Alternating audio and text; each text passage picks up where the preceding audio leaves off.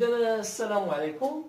وصلت باك فاسيل ترحب بكم وتشكركم على متابعتنا وعلى تعليقاتكم وملاحظاتكم.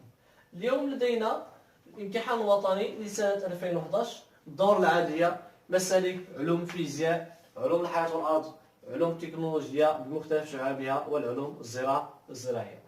إذا التمرين ديال المتتاليات العددية عندي إلى صفر كتساوي واحد إلى إن زائد واحد كتساوي التعبير هذا. السؤال الأول يقول بين بالتراجع أن إلى إن أكبر قطعة من صفر لكل إن من إن. هذا سؤال بسيط جدا. كنعرفوا بأن البرهان بالتراجع يمر في 3 مراحل كما شاهدنا في الدرس وفي الفيديوهات السابقة الخاصين بالمتتاليات العددية. إذا البرهان بالتراجع يمر ب3 المراحل. كناخذ أصغر عنصر من المجموعة اللي عطاني المجموعة إن. كنقول المرحلة الأولى لدينا من أجل n تساوي صفر، عندي إلى صفر كيساوي واحد كما في المعطيات، وواحد هو أكبر قطعا بطبيعة الحال، هو واحد أكبر قطعا من صفر. إذا العبارة صحيحة من أجل n تساوي صفر. المرحلة الثانية كناخذ السؤال اللي هو بين أن ونحوله إلى فرضية.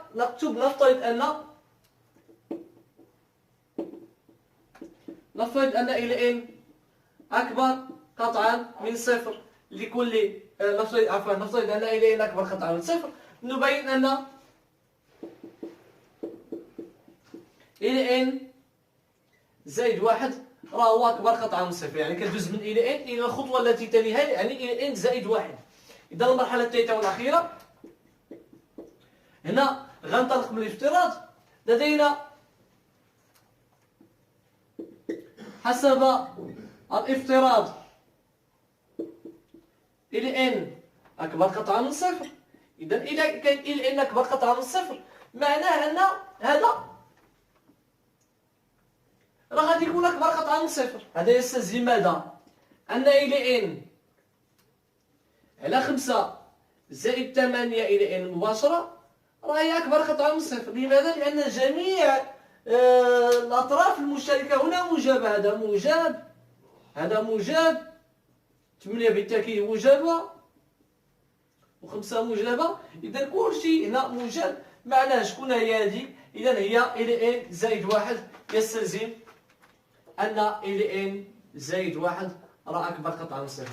إذا هنا الموضوع بواحد البساطة متناهية جدا. طالما أن إلى n أكبر قطعة من صفر هذا يعني بجرى أن إلى n مقسومة على 5 زائد 8 إلى n هي أكبر قطعة من صفر، لأن كلشي الأطراف اللي كاينة تما موجبة قطعا. إذا برهنا هذه، وبالتالي إلى n أكبر قطعا من صفر لكل n من المجموعة لكل n من n. إذا السؤال الثاني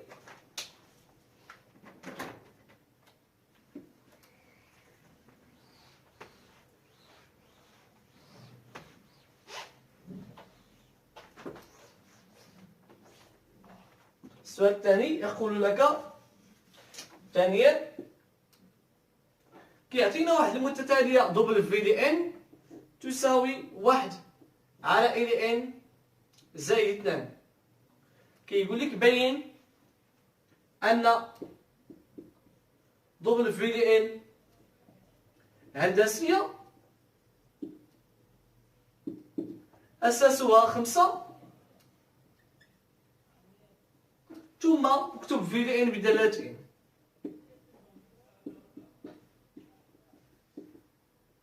ثم اكتب في لان بدلالة n. إذا هذا بسيط جدا. إذا غنستعملوا هذه باش نحسبوا. لدينا واش عندي دبل في لان كتساوي واحد على إلى n زائد 2. إذا دبل في لان زائد واحد غتساوي واحد على إلى n زائد واحد زائد على 2. إذا هنا عندي فقط المقلوب واحد على إلى n زائد واحد، معناه المقلوب ديال إلى n زائد واحد، معناه هذه غتولي في البسط وهذه غتولي في المقام. إذا هي 5 زائد 8 إلى n على ماذا؟ على إلى n زائد 2. هنا غنوحد المقام باش المقام موحد هو إلى n. إذا غتولي عندي 5 زائد 8 إلى إن زائد 2 إلى إن مقسومة على ماذا؟ على إلى إن. دائما هذه هي دبل في لإن زائد 1. إذا دبل في لإن زائد 1 دونك 5 8 إلى إن زائد 2 إلى إن معنا 10 إلى إن. 8 من الحاجة زائد 2 من الحاجة بحال 8 إكس زائد 2 إكس هي 10 إكس. 8 إلى إن زائد 2 إلى إن هي 10 إلى إن مقسومة على ماذا؟ على إلى إن. وغنعمل ببساطة بخمسة غنلقى دبل في لإن زائد 1 هي 5. إلا عملت بخمسة اش كيبقى هنا؟ 1. وهنا اش كيبقى؟ 2. هنا 2 اش إلى إن على ماذا؟ مقسومة على إلى إن. إلا رديتم معايا البال أيها التلاميذ الأعزاء، هذه تمثل ماذا؟ تمثل دبل في لإن. غادي نزيد نبينها لكم. هي 5 عاملاش 1 على إلى إن كنفككها دابا زائد 2 إلى إن على إلى إن. إذا هي 5 1 على إلى إن اختزل هنا إلى إن غتعطيني اش؟ زائد 2. باش يبان لكم مزيان بأن هذا هو هذا. إذا هذا راه كيساوي دبل في لإن. إذا كتساوي 5 دبل في لإن. أنا عطيتها بالتفاصيل. إذا دبل في لإن هندسية أساسها كي تساوي 5.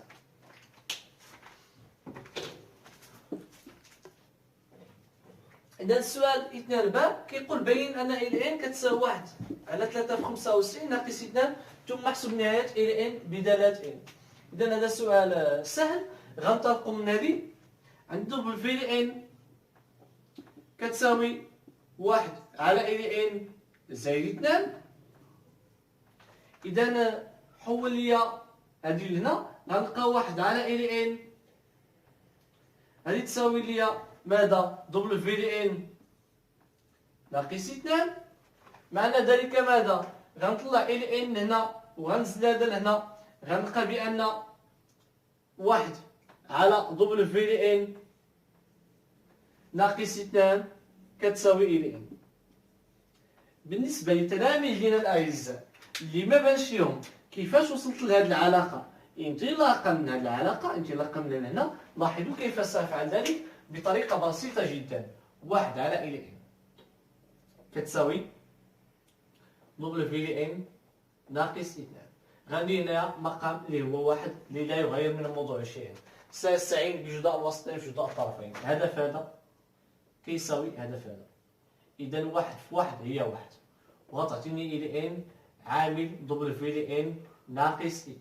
معنى ذلك أنني لو بغيت إلى إن يكفي نزل هذه هنا، يعني 1 على دبل في إلى إن ناقص 2 كتساوي إلى إن. هذا اللي ما بانش لي كيفاش وصلنا لهذه ها هو الشرح ديالها اون ديتاي. إذا هنا يكفي الآن اش خاصني باش نوصل لهذه. أي نعرف التعبير ديال دبل في إلى إن كي داير، حيت هو اللي خصو يعطيني هاد 3 في 95 هو اللي خصو يعطيها ليا باش ناقص 2 هي. إذا اش عرفنا على دبل في إلى إن؟ دبل في إلى إن هندسية أساسها كي 5. الحد ديالها الأول غنجيو من هنا. إذا إلا عندي انتبهوا غنكتبها لكم هنا الله يرضي عليكم. إلا عندي دبل في إلى إن كتساوي 1 على إلى إن زائد 2. إذا دبل في إلى 0 غتساوي 1 على إلى 0 زائد 2. ملي خديت هاد إن خدا القيمة 0 بطبيعة الحال هاد إن غياخد القيمة 0. إذا إلى 0 كم هو 1. دوكا يعطيني 1 على 1 هي 1 زائد 2 هي 3. إذا حدها الأول دبل في إلى 0 كيساوي 3. كيف تكتب منتتلة هندسية دبل في إلى إن؟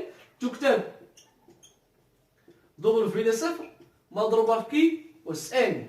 وشكون هو دبل في إلى 0؟ قلنا هو 3 وكيش قلنا هو 5. دونك 5 أس إن. إذا كنلقى هذا دونك كنرجع لهادي عندي فيها إلى إن هي 1 على دبل في إلى إن ناقص 2. إذا كتساوي شكون هو دبل في إلى إن؟ قلنا هو 3 في 5 أس إن ناقص 2. بقينا السؤال الأخير اللي هو المتتالية النهاية عفوا.